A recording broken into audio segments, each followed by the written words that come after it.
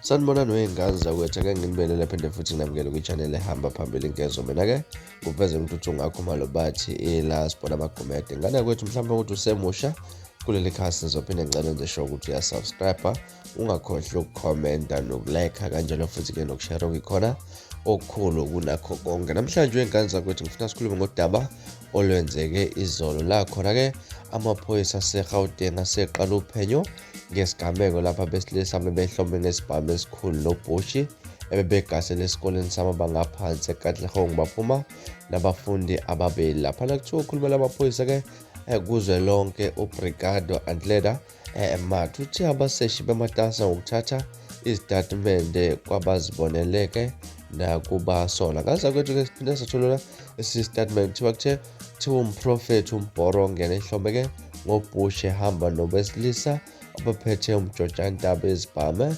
esikoleni samabanga aphansi eKatlehong lapho befike bathatha khona izingane ezibili. Kubike ukuthi-ke lezi zingane ngezikamshana wakhe. Akwaziwe-ke ngane zakwethu ukuthi lezi zingane ziswaphi okanye zokwenziwani. Ikhona wengane zakwethu ividiyo-ke etrendayo ey'nkundleni zokuxhumana lekuveza konke la khona akade bezama ukukhuza la kade basatshiswa khona ngoBushi-ke laphana besikazwa ngoBushi. Ngaza ukuthi angizukuyifaka le video lakhe ekhasini ku-YouTube, kodwa-ke ngiyathembisa ukuthi ngizokufakela ilinki la thathi kube khona ku-Facebook shona laphana ethi iRadio Inkezo ku-Facebook laphana uzibonele le video ifakiwe-ke laphana ekhasini ku-Facebook not ku-YouTube, ngenxa-ke yokuthi u-YouTube awuthandi ukuthi siqoqozele izinto ezintodlame laphana. Bayangakuphasisi wengane zakwethu-ke ukuthi kufaka amavidiyo akhombisa laphana-ke udlame nohlevane. Ngathi kwethu ukuthini kwakho ukuphawula ngalolu daba? Hlana comment section ungitshele kabanzi ukuthi luthini lwakho uvo